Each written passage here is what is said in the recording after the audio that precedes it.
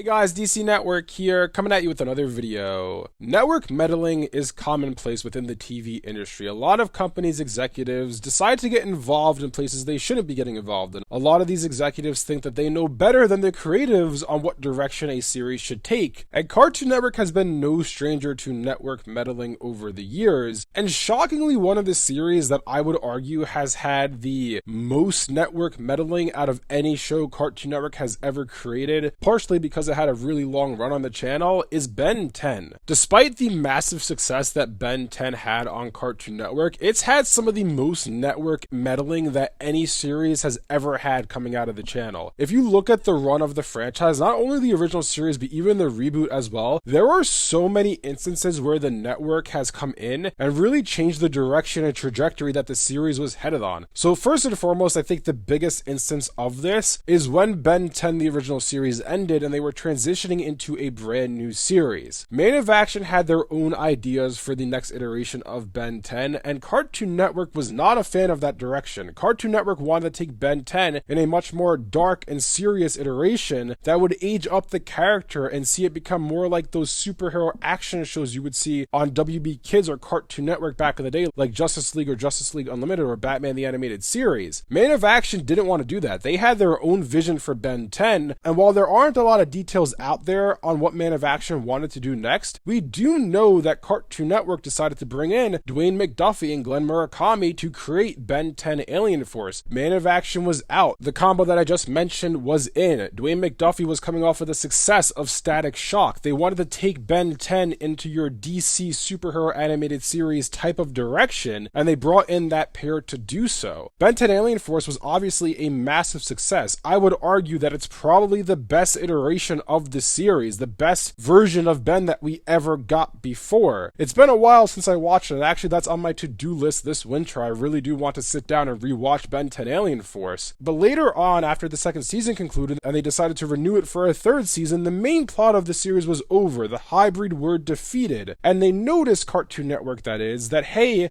kids aren't really buying toys as much as they used to for Ben 10. We have to take Ben 10 into a more immature direction as a character and to make him basically regress as a character, whereas you had this more mature version of Ben in season 1 and season 2, season 3 introduced a much more immature version of Ben to make him more in line with his 10-year-old self, because the executives thought this would appeal more to kids and thus would then sell more toys. This is a point of the franchise's history that a lot of people really look down upon. I don't remember having a massive problem with this at the time. It's been about 10 to 15 years since I've seen Ben 10 Alien Force, so I don't know if me watching it as an older viewer would have a different perspective on it, which is part of the reason why I do want to rewatch this show this coming winter, and I just really love this series and just would like to see it again from a different perspective now that I'm much older. But that was yet another instance of executives meddling with Ben 10. They wanted the character to be much more immature to attract a younger audience, and this is not the last time that thought process is going to happen within the run of this series. All of a sudden, Ultimate Alien comes around, and I don't really think there was that grand of a network meddling situation with this series. You could argue that maybe the Ultimate Aliens were a little bit of a gimmick to try to sell more toys, but I don't view that as being a huge issue for the franchise or a really bad example of network meddling. I think Ultimate Aliens were a cool iteration in the franchise, and I think it's a cool gimmick, even though it's a gimmick nonetheless. But the next instance of network meddling that we have with Ben 10 that again really did change the trajectory of the franchise is Omniverse. Ben 10 Omniverse at the time was a huge departure from what Alien Force and Ultimate Alien were. Ultimate Alien and Alien Force are very similar in nature, right? They both have the same art style, they have the same people working on it, they both are synonymous with one another in my opinion. Again, it's been a while since I've watched them, but for me, from what I remember between the two series, they are very similar. I know Ben is a bit of a different character in Ultimate Alien, he's a lot more cocky and whatnot, but I feel like personally that's in line with where he is at that point in his story. He just became a celebrity. You're giving a 16-year-old basically this world-renowned fame when it's going to get to his head. Again, it's been a while since I've watched it, but that's just the perspective I had at the time and what I remember from it. You fast forward to Omniverse though, and all of a sudden there's this much more cartoony art style for Ben 10. It's a lot more colorful, and people are saying that they're making Ben 10 for kids. They're dumbing it down. It was much more comedy oriented than the serious nature that Ultimate Alien and Alien Force had. At the time, I remember remember fans were really not happy with the announcement of Omniverse saying that they're going to dumb down Ben 10 and make it really kiddie. I remember at the time when I first saw it, I wasn't in love with the look of the series, although I was very excited to see what the continuation of Ben 10 would be like. And obviously a big factor in Ben 10 Omniverse is 11-year-old Ben is quite heavily involved in some parts of the story. And the reason why 11-year-old Ben was involved in the story at some parts, and the reason why this new art style came about and it became much more lighthearted than the serious tone and nature that Alien Force and Ultimate Alien had throughout the run of those series, is because Cartoon Network thought by doing all the things I just mentioned, by making it a lot more lighthearted, and don't get me wrong, Omniverse has some serious dark themes in certain episodes. It's not exactly a run-of-the-mill comedy-centric show, but it's not as serious and dark as Ultimate Alien and Alien Force was. By bringing back 11-year-old Ben and by bringing this new, more colorful, cartoony art style to the franchise, Cartoon Network thought all of this would basically sell more toys. That was the whole gist, and that's really something that's been synonymous with the franchise throughout its run. And this is already, the third instance where this has happened? It happened with Alien Force in Season 3, it happened with Ultimate Alien with them bringing Ultimate Aliens into the franchise in the first place, and now it happened once again with Omniverse. The problem was, Ben 10 still wasn't selling toys like it was during the run of the original series. That's why halfway through the run of Omniverse during Season 4, Galactic Monsters toy line straight up got cancelled and wasn't released in many parts of the world. Here in the US, those toys never came out. In Europe, they did come out in some places. In China, a lot of them leaked from the factory and were being sold online at marketplaces like eBay. I thankfully got my hands on all of Ben's Aliens back when the series was first canceled in 2014. So I completed that collection, and one of the toys that is really worth a lot of money right now is Bullfrag, because Bullfrag was, to my knowledge, never actually released in stores. I remember I had to pay $100 at the time back in 2015, 2014 to get my hands on this figure. So I have no idea what it's even worth now. But as you can tell with the run of Ben 10, a lot of this, as I said before, has to do with the toy line. Well, what happens after Omniverse? Omniverse ends and we are kind of left in a state of limbo with Ben 10. What are they going to do next? Rumors come out there of the next iteration of Ben 10 either being a Ben 10,000 show or a Ben 10 reboot. I remember at the time, and I've said this in other videos, I didn't think a Ben 10 reboot made that much sense at all. I thought the clear direction they should go in is Ben 10,000, because Ben 10,000 was heavily involved throughout the mid to later points of Omniverse's run, so it felt like they were building up to that, but yet we got a Ben 10 reboot. And why was that? Well, Cartoon Network wanted to make this show much more kid-oriented, much more comedic, your Teen Titans Go treatment, if you will, but for Ben 10. And the reason for that is because the executives over at Cartoon Network felt like if we make Ben 10 much more kid-oriented, much more cartoony and comedic, kids will buy toys again. Well, the problem is with that calculus is they were thinking of that logic for kids from the year 2005 versus kids from the year 2016. Kids from the year 2005 ate up buying action figures. Kids from the year 2016 could care less about action figures. They wanted to buy a tablet or a smartphone. So once again, the toys did not sell, and you could tell with the Ben 10 reboot, if you look at each season, all the gimmicks that were introduced were very clearly introduced to make more toys and sell more merchandise. You look at Omna Kicks, you look at Omna Enhanced, you look at whatever other gimmicks they have, I don't even know all of them off the top of my head, they all were created to make new versions of those aliens with Omna Kicks, Omna Enhanced, and the space one, what was it, Omna Not? They were all made to make different versions of each alien to then sell more toys of said aliens that they've already sold to you before. The problem is, like I said before, kids weren't buying toys in the year 2016 like they were in the year 2005, so what happens? The Ben 10 reboot ends, and we're left in a state of limbo once again. What is going to happen next with Ben 10? Who knows, but unfortunately this franchise, for better or for worse, has had so much network meddling throughout its run. I would argue in some cases it was probably for the betterment of the franchise, like with the idea of Alien Force in the first place. Going into this much more darker and serious direction with the franchise was honestly great in my opinion. And Omniverse, in my view as well, it was at the time really looked down upon and frowned on for being a much more cartoony and what they thought was a more comedic version of Ben. But I think Omniverse was fantastic, and it's kind of the culmination of everything that came before it. So I wouldn't say that every instance of this network meddling was for the downfall of Ben 10, but there were cases where it really did set the franchise back and put it in a poor position going forward. The worst instance of that, in my opinion, would be with the reboot, because this is the longest we've been without a Ben 10 series on the air. It's currently 2025, and it's been 4 years since the reboot ended with no clear indication on when the 6th series is coming. So the big question is, will Cartoon Network, will Warner Brothers Discovery, when they finally announce announce the next Ben 10 when it inevitably happens, because it's going to happen at some point, whether it's now or 10 years from now, we're going to get another Ben 10. Is it going to be an iteration of the series that again is foddered with network meddling? Or is it going to be a show that Cartoon Network lets the creatives do what they want to do and let them live out their vision and not meddle with it in order to sell more toys? Only time will tell, but I would hope that Cartoon Networks learn their lesson and will not meddle with Ben 10 going forward in the future. Anyways, let me know down in the comment section below what you guys think about all of this. What do you guys think about the network meddling that Ben 10 has faced throughout the run of this franchise? Are you surprised that Cartoon Network has meddled so much with it? And seemingly every time they've meddled, it's for the same reason. We gotta sell more toys. We gotta appeal to kids so they buy action figures. Do you think they finally learned their lesson with the reboot and will actually let the creators or creatives, whoever is involved with the next Ben 10, just make a good story and worry about the rest later? Because if you make a good story, in my opinion, the merchandise sales will take care of themselves. Ben 10, the original series, did well because it was a good story, a good show, coupled with cool merchandise. If people like the series, they will buy the merchandise. If you create a bad show centered around merchandise, guess what? People aren't going to buy the merchandise. If you guys enjoyed this video, be sure to leave a like and subscribe to see more content like this from DC Network. Thanks for watching, and I'll see you guys next time.